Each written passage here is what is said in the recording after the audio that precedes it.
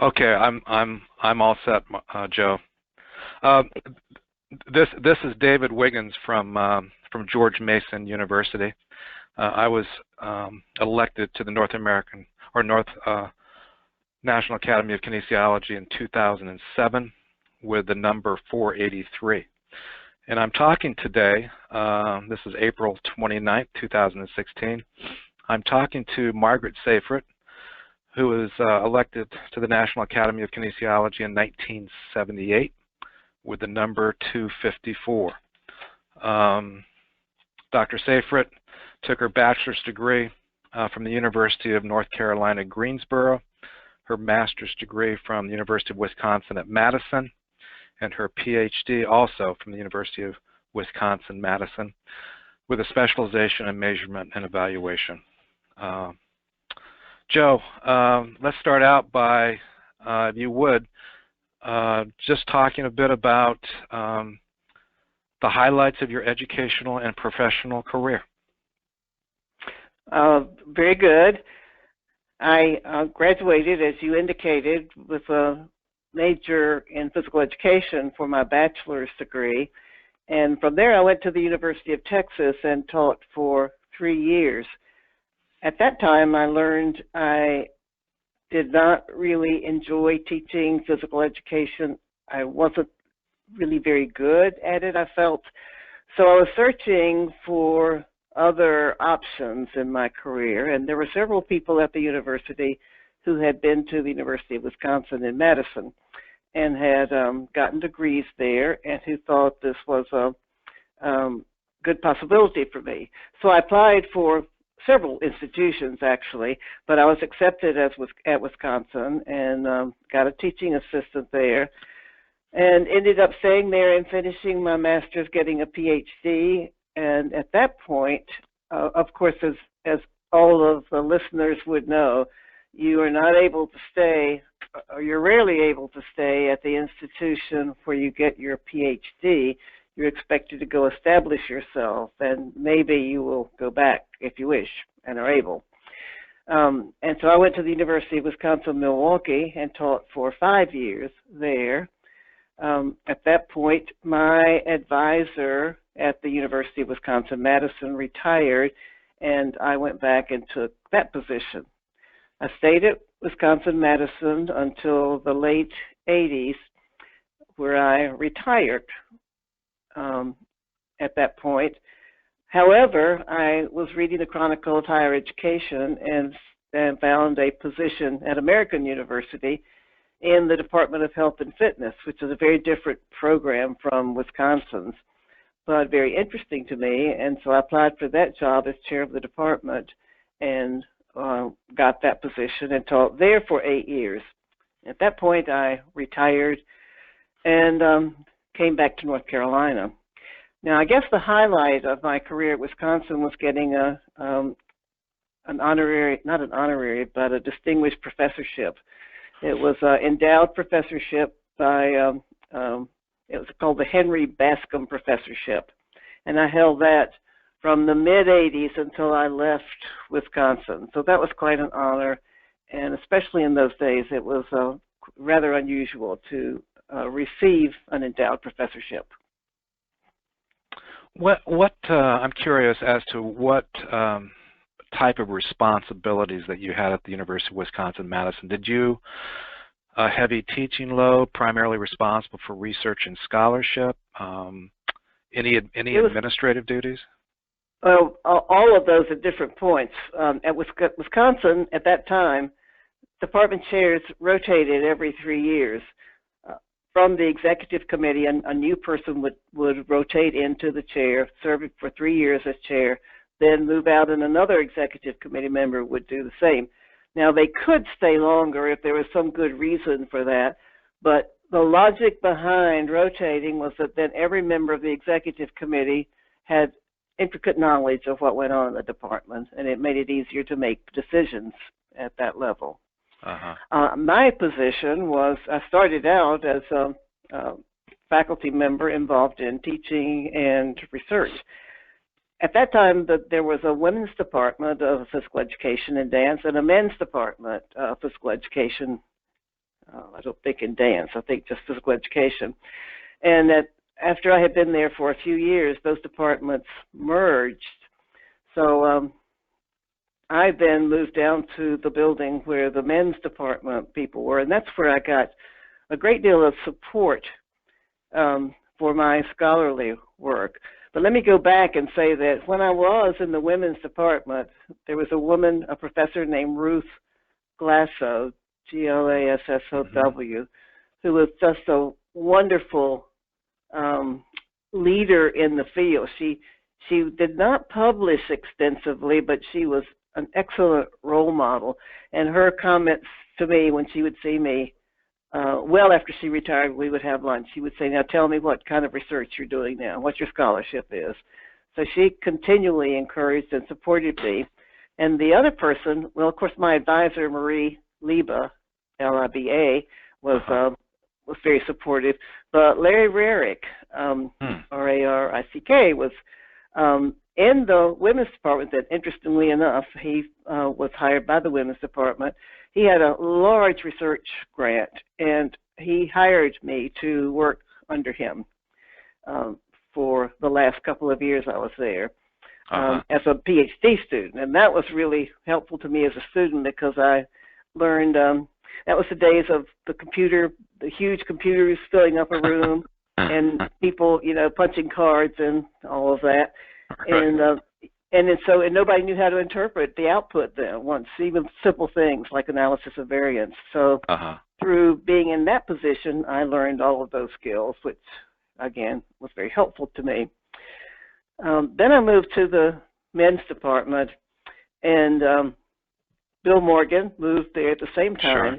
Sure. And shortly after that, George Stelmach, and they were very supportive colleagues, though we didn't actually work together in the same areas, but nonetheless we had the same standards, and that was critical to the growth of the department.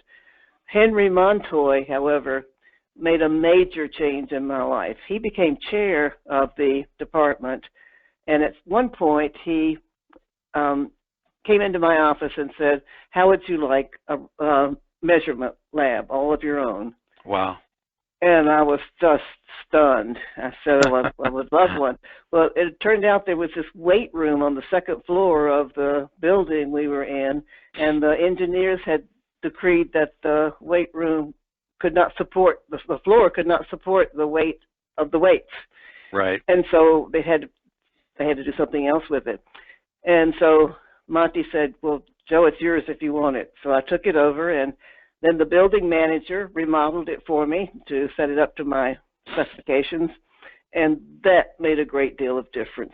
I could actually do things in my own lab and be doing the things that I should be doing more of at Wisconsin anyway. Right. Wisconsin is the University of Wisconsin is the place where I learned to be a scholar. I had gone through the undergraduate program, and I had studied and I had made good grades, but I was not a scholar then, and I didn't really understand what a scholar was. But I went to Wisconsin, and I was a teaching assistant my first year, and the second year they asked if I would like to be a full-time student for one semester, and then teach full-time, because another woman in the department, an older woman, was finishing her PhD, and that was to encourage her to finish it. So I accepted that, and I learned being a full-time scholar was just wonderful. I just loved it. I loved everything about it, and from then on, I just loved learning, and it was just a grand experience. And of course, from then on, I loved learning. Even once I was full professor, you know, I still loved learning. Right. So, tell me, I'm curious. Your move to American University. I assume there's probably a big difference between the University of Wisconsin-Madison and American. Am I right about that? Absolutely. You know, Wisconsin is a huge public. It was then, and it is now, a huge public institution, and American University is a much smaller private institution. It's tucked up in the northwest corner of Washington, D.C., Right. And the position was to be chair of the Department of Health and Fitness. They only had a master's program. They did not have an undergraduate program, nor did they have a PhD program, and all of their students were in health fitness areas. They would have government grants to go into different departments, U.S. departments, and run fitness programs for them. And they had a contract to do that in a number of areas in D.C. They would have contracts to go in and run their fitness programs. And my job was to teach measurement and research design and basic statistics, and chair the department, which is very small. So chairing the department really was not a major problem. But I really enjoyed the change as far as, I was able to teach the things I really like to teach. Right. And the students needed those things a lot. And we had a computer person already in the department, and he was very good, and so I could learn from him as well. And it was a very small department on the AU campus. Very stimulating environment, though, living and working in the D.C. area. Sure. Well, so tell me, go ahead. No, I stayed there for 8 years and then decided to retire again. So I was vested in 2 different places. It was kind of nice. So, yeah, wonderful. Absolutely. Yeah. Well, you mentioned learning how to become a scholar at the University of Wisconsin at Madison, and I just wonder, are there any particular publications of yours, whether it's scholarly articles or books, that you're particularly proud of? I mean, can you point to 2 or 3 that you think have made a significant difference on the field? Well, I would have to comment on my very first measurement textbook. It was one of the earlier textbooks in measurement anyway. We had, there were a few, of course, that were out there, but those people had retired. They were very close to retirement.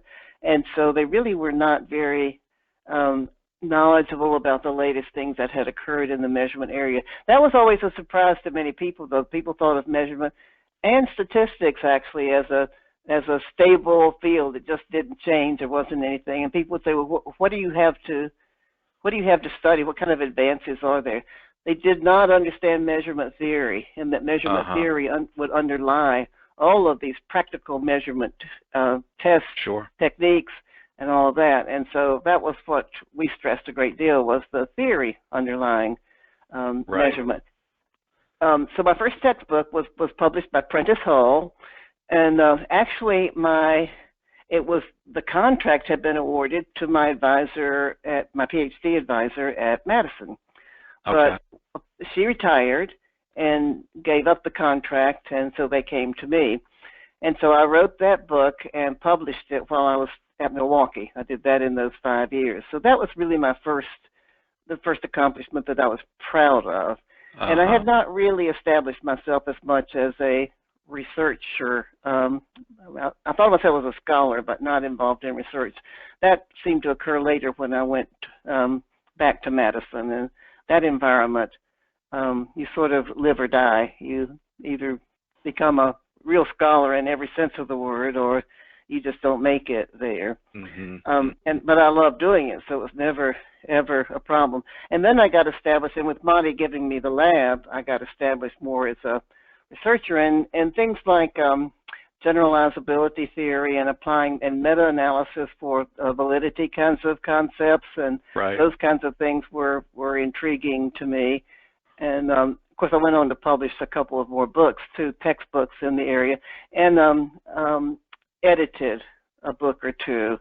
And so those are, of course, I'm proud of those. But I think as far as measurement is concerned, stressing the knowledge base that underlies the practical measurement techniques was what I considered one of my strengths, and what so many people did not understand, and what I could actually do research to show how these things could be affected, these factors could be affected by research.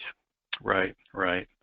Well, you must have enjoyed, with your passion, obviously, for the scholarly process and interest in research. I assume you must have.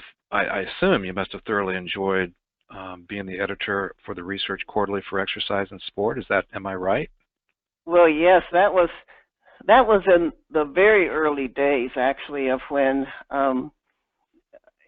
it had been, other people had been dealing with the journal, but really were not very knowledgeable about how to enhance the journal and make it stronger. And so I think there was some interest in that that was the impression I got when it came to me to be the editor, that we needed to do a lot more to be a more rigorous journal and to solicit articles from really top-notch people and reviewers who were top-notch people in the profession.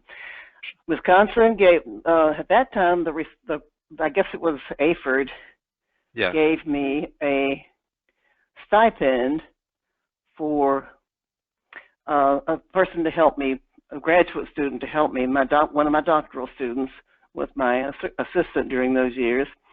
And the University of Wisconsin gave me a whole room for to operate the journal. Wow, very so I nice. was able to, I could keep things on file there and sort things out, and I had, computers at that point there, and so we had a wonderful operation thanks to the kindness of, well, really my department at the time, but the university supported that. Right, right. So we then began to venture into the section editor idea, and it was Jerry Thomas who came after me who really solidified that and brought it up. And I think since then, in those earlier years at least, every journal editor did something to make it better. Yes, they were yes. More into the real world of journals. Now, I have to honestly say, just in the last few years, I haven't looked as closely to what's happening there and whether, new and original sorts of things are being done or new and progressive sorts of things are being done. But certainly back then, there were giant steps that needed to be taken, and we had people who were willing to do that. So. Well, yes. I mean, Jerry Thomas and James Morrow, if I'm not mistaken. I don't know. Yes. I think Gil Reeve, I think maybe was at one time editor. So yeah, there were several folks that I think upgraded that journal tremendously. Of course, now, as you know as well as anyone, there's just so many of those specialized journals that are available to people. I don't know how that has affected the Research Quarterly for Exercise and Sport that deals with all of the various subdisciplines of the field. I think it has.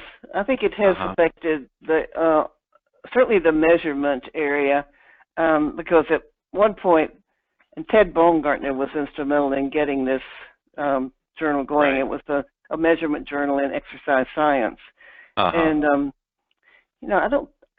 not really sure it's being published now. I haven't checked just real recently, although I notice I get information from academia.com, and they tell me about journals that I have articles in and things like that.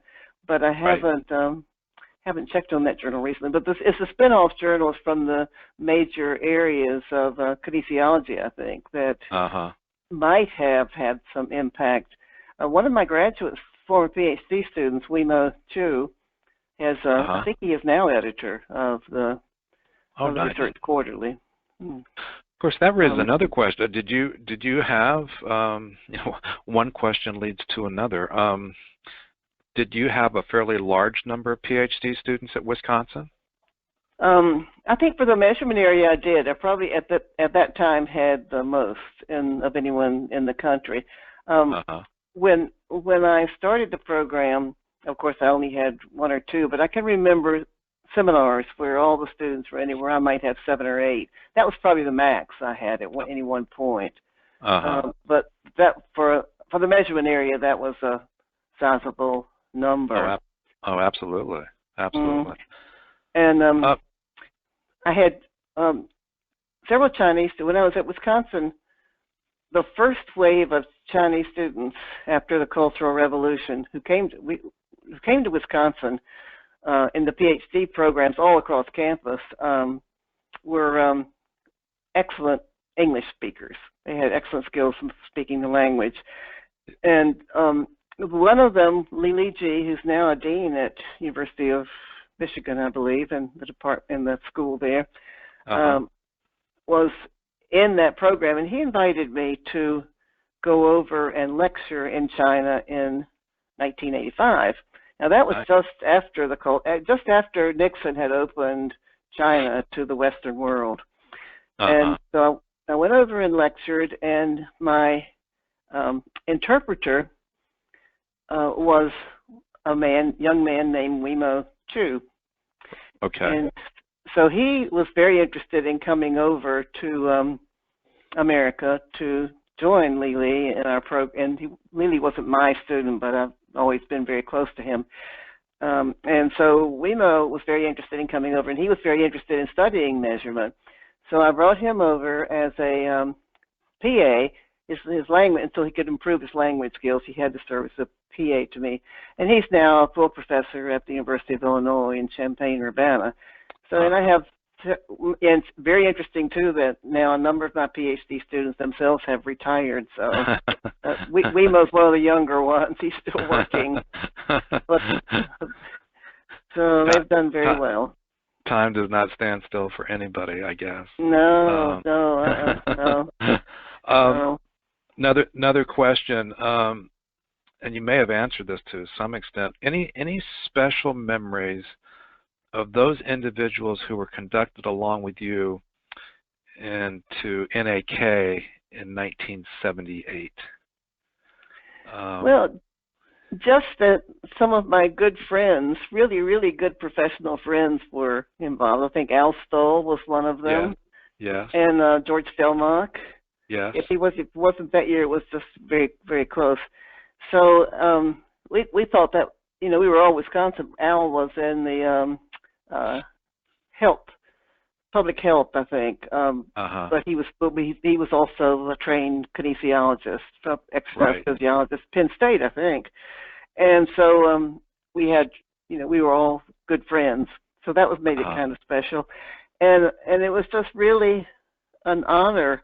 I mean, I used to, when I was a younger professional, I used to peek in at all the Academy members in their formal attire, the long dresses and the tuxedos and everything, because I just thought it was so special. Of course, by the time I got in, that was kind of waning a bit, that dress, although I remember being inducted in a long dress, long skirt and everything.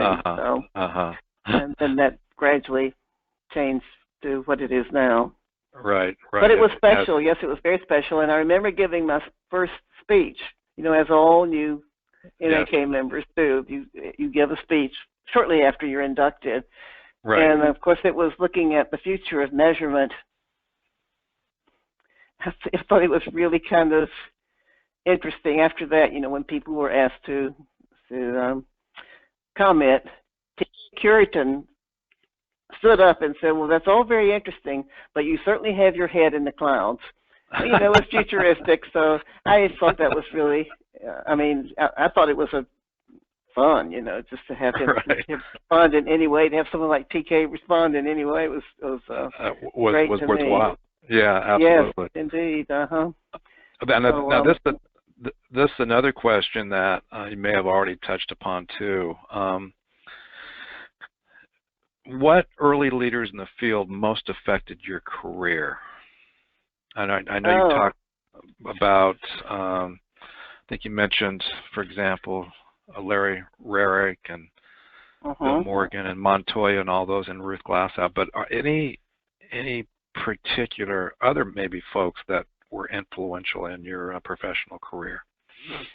Well, I had a lot of my measurement work was done in educational psychology. So, and my minor advisor was a man by the name of Chester Harris, and he was superb. He in fact worked with me in getting a government grant through the Department of Education at that time to conduct my dissertation, because my dissertation involved a huge collection of data. and we were using, and he's was also at that time factor analytic person, factor analysis guy. He knew the area very well, and this was also an interesting thing. Up until Harris and some of his colleagues came to Wisconsin in Ed Psych, people were doing a basic factor analysis on a big calculator, Monroe calculator. That's the only way they could do it because there was no computer program. So by the time I got there, by the time I got to my PhD, there were computer programs. So he was very influential, as were other members of the Ed Psych faculty. But in the field in general, oh gosh, just some of the early people in women's physical education, Gladys Scott. Sure. I mean, I think she was a period person, but she was a wonderful promoter of me, and I think was great in that respect. In my little limited experience at Texas, Juanine Wyrick was just finishing her degree when her undergraduate degree as I was starting teaching there. So she was always very supportive. And in fact, the chair of the department I taught in was Anna Hiss, Alger Hiss's sister. So, and people like that in the early stages. But then later on, there were just lots of people who were very thoughtful and kind and supportive, and had so many opportunities. As you know, I was president of the academy at one point. Yes. And so I just feel honored to have had so many opportunities. And I still go as an emeritus faculty member, as you may know. I know you do. And I've seen you at the breakfast several times. So yes, for the new members to NAK. Tell me, Joe, have you? Maybe this is a more general type of question about the field more generally. What do you believe, in your opinion, what were the major turning points in the field of kinesiology? Positive changes, changes that you don't think were quite so good, quite so positive. What would you point to? The major change, which I think was very good, was going from being generalists to specialists in the field. That was, you look at even like T.K. Curitan and people like that, they did everything. They were in different, they might have had some more strengths in a specific area, but they also, they were measurement people, they were exercise physiologists, they were, some of the women, I think, were curriculum people, education people, teacher education, those sorts of things, and they did not have a specific area. They weren't trained to focus on an area and contribute to the expansion of an area. Instead, they did a lot of things in general, and that's the way they were trained. So I understand how they got there and why they did it, and it made it very hard, I think, for the people in the generation that followed them, because they had to understand that this was not the way we needed to go. That's where the men's department at Wisconsin was so very helpful to me, because I really understood it because of them. Right. People like Bill and George and those helped me understand that. And I think that helped. Now, the danger in that, and whether we're experiencing that, I'm not really sure. I'm just not sure, David, but I think it's becoming too specific in an area, too narrow perhaps, and so much so that you're actually getting out of anything related to movement and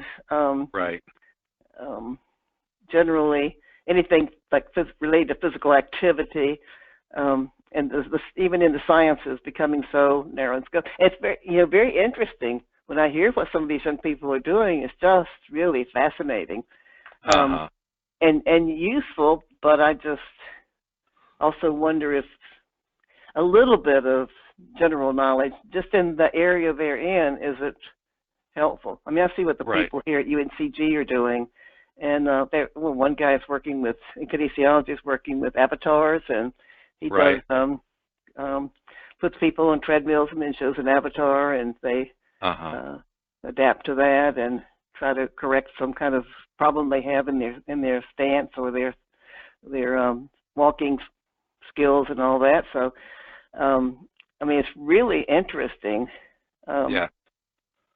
Like concussions, the work on concussions and all kinds of things, and that I find fascinating. But then I wonder if how we're tying it all together, and probably the good people are, and I just maybe am not aware of it. Yeah. So you were very appreciative for Franklin Henry's move towards specialization. You know, when he discussed physical education as an academic discipline. You were very supportive of that. Absolutely. And I have I'm pretty sure I still have this, a letter from Franklin when I wrote an article. Don't remember. It was probably in a professional journal, but not a research journal. But he wrote a whole page, typed a whole page. He liked it. It was related to reliability. Now I remember. Maybe generalizability theory, reliability theory. Anyway, he liked it. And he wrote a whole page, and he had some questions about it and some reservations. Then he finished typing it, and he took a pen and wrote all around the edges of it about his last thoughts. He just couldn't stop. I loved that letter. But you still have that letter?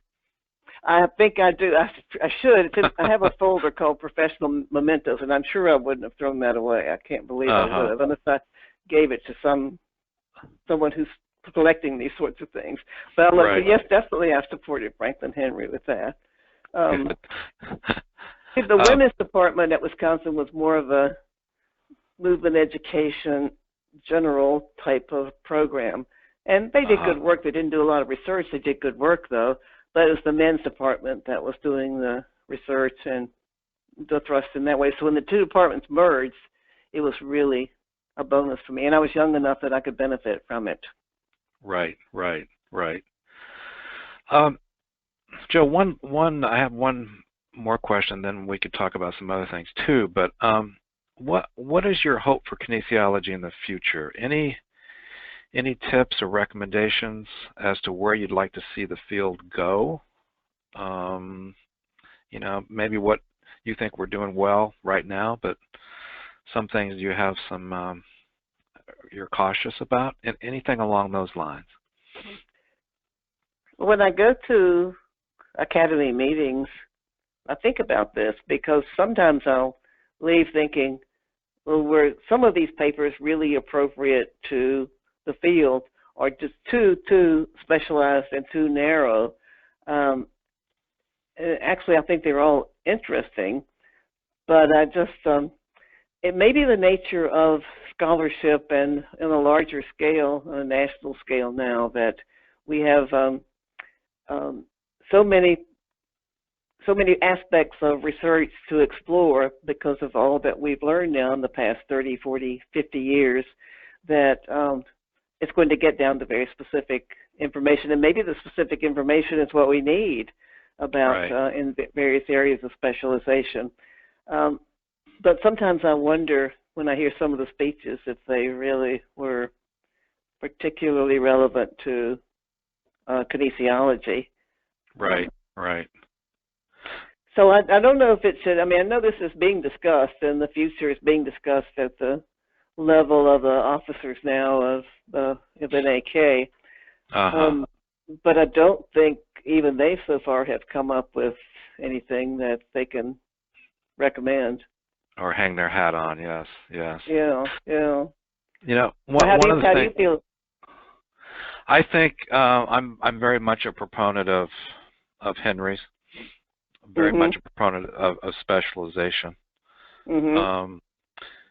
Here at George Mason, however, my view about our program here at George Mason is that maybe not maybe, for me at the undergraduate level, I think we've become a little bit too narrow, too specialized. And at the undergraduate level, I like to see our students have more opportunity to take some general education courses in various other fields, get a more broad perspective and context. And then, of course, at that next level, and I guess I believe very strongly in that kind of classic pyramid model, where when you go for your master's degree, you're narrowing your focus, and then, of course, at the PhD is when you really narrow the focus and establish a particular line of research. I think that's a good point. I think that's the model that I enjoy. But again, here at Mason, I think we're maybe becoming a bit too specialized too early, and I like to give students a little broader perspective and context than I think we do. And sometimes there's, I'm going to probably sound like Scott Kretschmar now, but I do have those days where I regret everybody kind of being in their silos, if you will. And sometimes not reaching across the aisle and talking in a cross-disciplinary fashion like I think we should, which is, quite frankly, and this isn't true in my opinion, for all the NAK meetings, but one of the reasons I like to go to NAK is because you have so many different folks from so many different disciplinary perspectives that talk to one another. We may not always understand the intricacies of a research study, but I like NAK a lot because you have very smart people who have an appreciation for all the subdisciplinary areas of the field. I agree with that. I think that's definitely a good point. That's one reason I continue to go. Yeah. So I actually love going there. So maybe one last specific question I have for you. Now that you're in you're retired. I think did you say you retired for your second time in 2012? Is that when it? 2009, actually. Was it?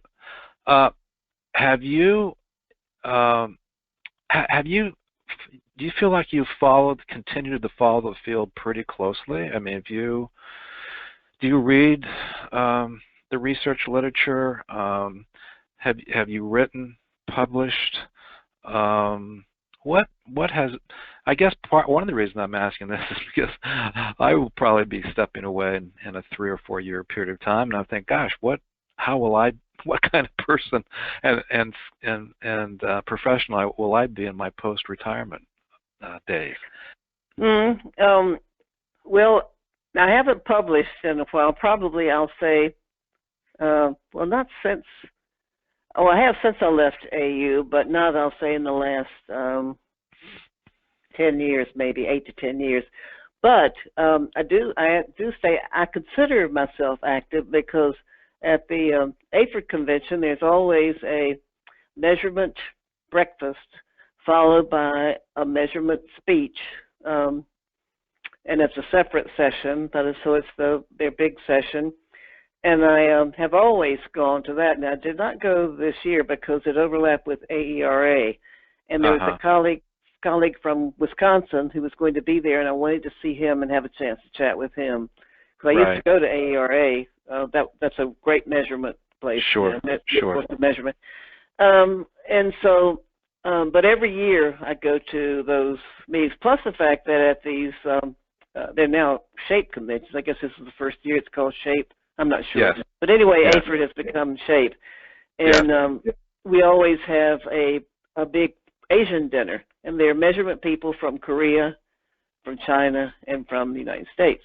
Nice. So, and we have a lot of people, 30, 40 people sometimes attending this. So I know PhD students, and one professor from Korea is one of my best professional friends. He's kind of in my age range, but he's still active. He's still working. He's getting ready to retire.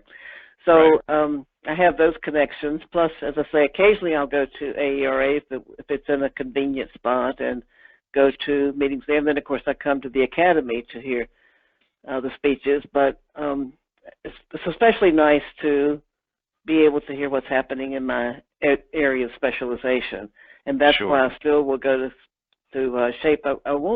I probably will not ever go more than just that one day of measurement meetings and measurement breakfast, but it helps me to maintain my contacts in the area, number one. Number two, it helps me to find out what some of the latest things that are being done in the area. Sure. And then sometimes Sure. former students will send me articles to read and things like that. But I don't actively go through and seek out articles at this point, Right. unless they say this would really interest you, Dr. Safrit, and then I'll take a look at it. So. Right. Right. Well, tell me, Joe, is there anything else that that you'd like to say? Anything else that you would like to add to the conversation? Well, I went to Wisconsin in 1960 to begin work on my master's, and now, what, 40, 50, 60 years later, just about, I'm still as interested in what I was doing and what I focused on and what my research basically focused on as I was then. Nice. I think I'm just very lucky. I'm very lucky to have graduate students who are successful, who are at major institutions, who are doing research and training doctoral students of their own. So I keep up in a general sense that way, and I just feel fortunate to be able to do so. You're obviously one of those people that found their passion. And I'm assuming you probably say that you probably never worked a day in your life in some ways because you thoroughly enjoyed what you're doing. Absolutely. And I talk about that with other people all the time, how all the things that we did and we were really working hard, but we never thought about working hard. We really were working hard. Right. We were pioneers we were pioneers in lots of ways too. I remember buying the first IBM desktop computer, so I could write a book. I had a sabbatical, so I could write a book. So that was in 1970. Wow! And look at what's happened since then. Oh yeah. I've seen so much occur. Yeah, things have changed dramatically. Well, listen, Joe, I won't hold you anymore. I really do appreciate you talking with me this afternoon. Will you be in at the NAK meetings in Albuquerque in the fall? I'm looking forward to it for two reasons: because of the Balloon Festival as well as the conference. So yes, That's right. I'll be there. Okay, well, I will definitely see you in Albuquerque then. And very good. I really do appreciate. Thank you so much. Thank you, Joe, and we'll talk in Albuquerque. Okay, thank you so much, David. All right, bye-bye. Goodbye.